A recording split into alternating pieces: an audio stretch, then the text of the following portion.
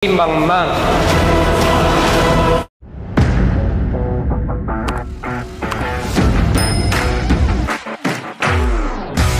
Inabangan ng mga tauhan ni Miguelito si David.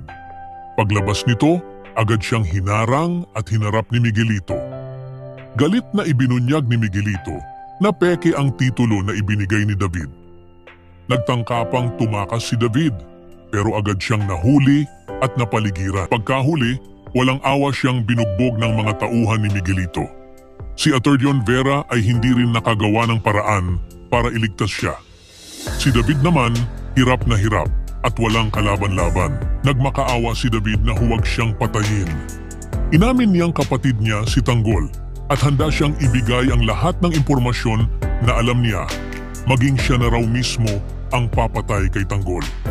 Ngumiti si Miguelito, ngunit malamig niyang sinagot na basura lang si David. Sabay putok ng baril. Samantala, naganap na ang paghahain ng kandidatura. Dumalo ang magkabilang kampo ni Tanggol at ni Miguelito. Makikita ang tensyon sa kanilang mga mata. Binigyan ng babala ni Olivia si Tanggol. Ngayong siya na ang tatakbong mayor, mas lalong iinit ang tingin ng pamilya Guerrero sa kanya. Sagot ni Tanggol, hindi siya kailanman uurong. Sanay siya sa laban, sanay siya sa gulo. Tumindig si Miguelito sa harap ng madla. Ipinagmalaki niya ang kanyang pinagmulan at edukasyon. Galing daw siya sa Harvard. Pahiwatig pa niya, hindi tulad ng iba riyan na walang pinag-aralan. Muling lumapit si Olivia kay Tanggol at pinagbantaan siya. Hahalukayin nila ang kanyang nakaraan, dudurugin pati ang kanyang pamilya. Hindi nagpadaig si Tanggol at sinagot ito.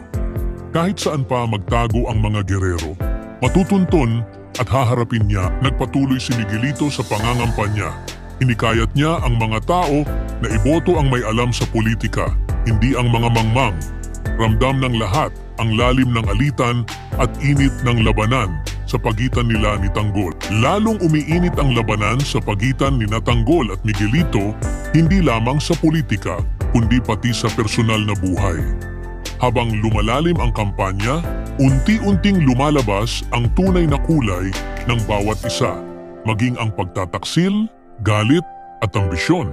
Si Tanggol ay patuloy na ipinapakita ang kanyang tapang at malasakit sa tao.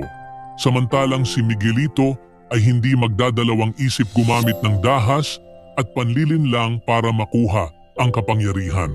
Sa harap ng banta mula sa pamilya Guerrero, mananatili bang matatag si Tanggol o tuluyang lalamunin siya ng madilim na larong pinasok niya?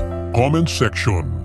Huwag kalimutang mag-subscribe at i-click ang notification bell para hindi ninyo ma-miss ang susunod na kabanata ng Batang Quiapo.